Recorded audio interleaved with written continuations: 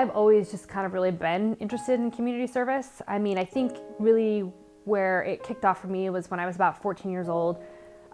We were involved in a project where we were able to go down to Salvation Army and help people select Christmas gifts for their children. You know, people who would otherwise not be able to provide Christmas, and loaded their cars with food for the Christmas holiday.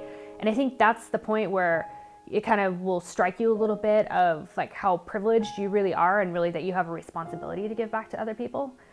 And so when the Just Serve website was introduced, it was just something I was like very passionate about getting involved with. Just Serve is a website that partners up nonprofits and churches and different organizations with volunteers.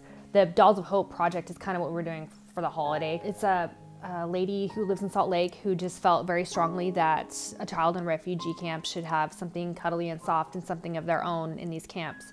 So she's got a darling bear pattern and then a little doll pattern. And different groups can make these dolls and these bears, and then they ship them over to her, and then she sends them to different refugee camps. I know she sent some to Mexico, some to Greece, some to Syria, some to Afghanistan. And then when the kids get them on the other end, then they've got something that's their own, because they literally, in talking to them, talking to some of the refugee resettlements, said that some of them literally just had to leave their houses. They literally left with nothing. So anything they have is what they are given in the refugee camps, or what they can kind of scrape up in the refugee camps. So it's just kind of a way to soften the blow of the fact that you've had to leave just everything behind. Sacramento actually has a very large refugee population. So they're coming in from like Syria and Afghanistan. At Cordova High School, they've gotten an influx of refugees that we just did a project for them. We gathered items for hygiene kits. When we got the call from one of the teachers over there asking for hygiene products, the refugee problem is a pretty significant problem. And when I spoke to them, they were saying that some of the kids who had come over had been living in caves for the last 6 to 8 months.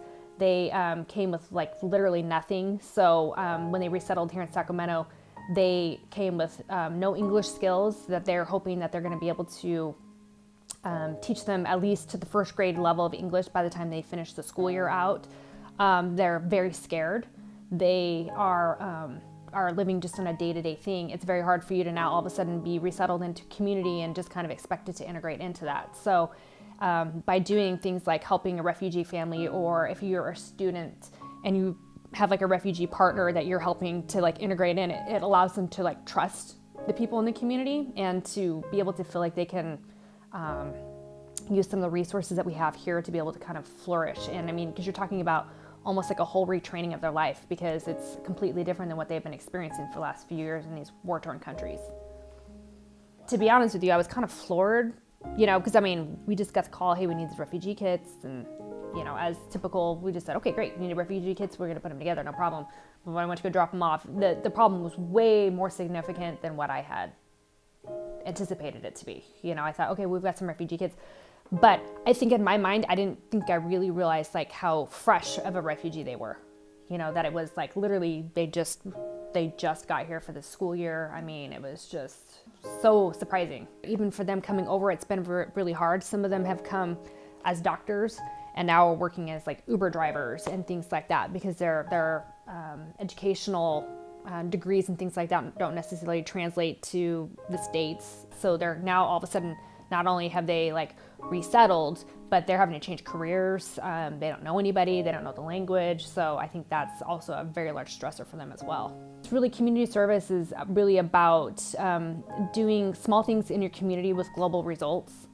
And those global results, you know, when you're helping a refugee family and you're helping them to get resettled within the community and things like that, and they can become self-sufficient, then it allows them to go ahead and, you know, earn money or whatever it is that they need to help their family in maybe refugee camps or different areas like that. So it's, I think it just allows people to do what they can to help in both their local communities and within the world setting. It just allows you to kind of be an active participant in your community.